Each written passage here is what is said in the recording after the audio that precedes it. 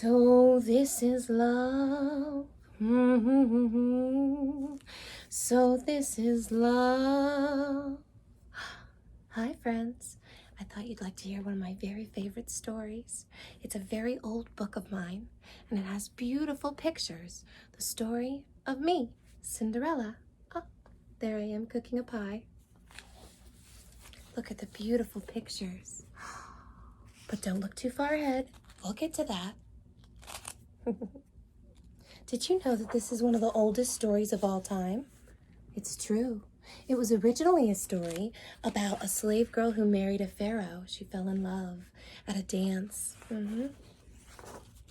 But this one is also one of my favorites.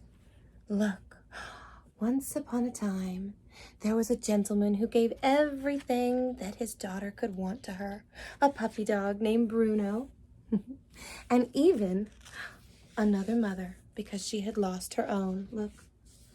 And the new mother had 2 stepdaughters of her own that surely would get along with me, Cinderella, right? But soon, my father passed away and left me alone with my stepmother. And she was jealous of my love for my papa. So I stayed in the attic and I made little clothes for the mice and for the birds too. And I was kind. And I always did what my stepmother asked. Here I am, churning the butter. Have you ever seen one of those before? It's delicious. And I would go out into the garden and onto the farm, and I would even feed Lucifer, the mean cat, and all my other animal friends. Lavender's blue, dilly dilly, lavender's green. If you love me, dilly dilly, I shall be queen. And I would bring tea to my stepmother and stepsisters, and I would do all the laundry. But one day, the king told the prince that he had to find a wife, someone to marry. So they sent invitations out to all the eligible ladies in the land, even my stepsisters. And I thought, well, maybe I'll get to go to the ball too, right? And my stepmother said if I got all my chores done, that she would let me go to the ball. So I did everything as fast as I could.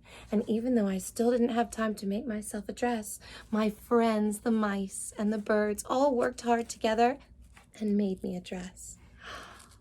Isn't it beautiful? But sadly, when I got downstairs, what happened next? My sisters tore my dress apart. Do you remember that? It was so sad. Look.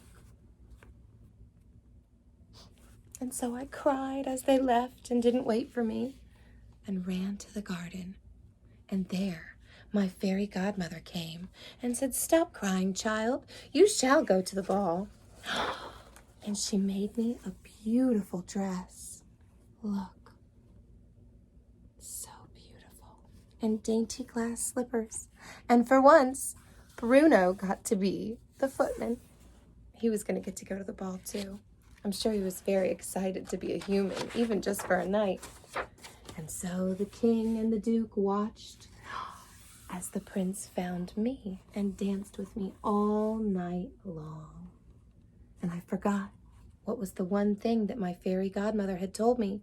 When the clock strikes midnight, you must be gone, right? And I didn't listen.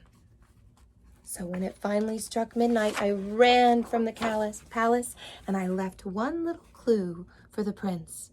"Wait, come back," he said. But I was gone, and in my place, a shoe.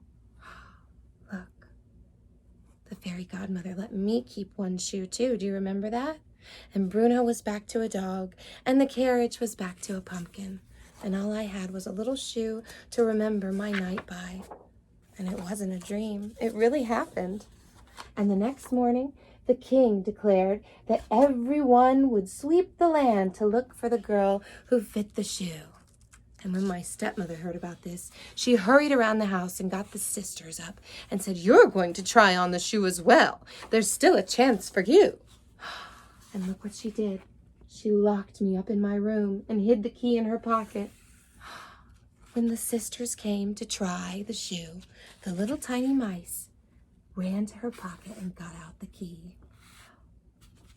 Finally paid off to be nice to all those little animals, didn't it? They helped me too. Wait, I cried. I have the shoe. And I tried it on, and it fit. And I went to go live with the prince in the palace and take care of all the royal animals, because that's what I really like to do, is take care of animals anyway. And we lived happily ever after. The end. Wow. Did you love that story? I did.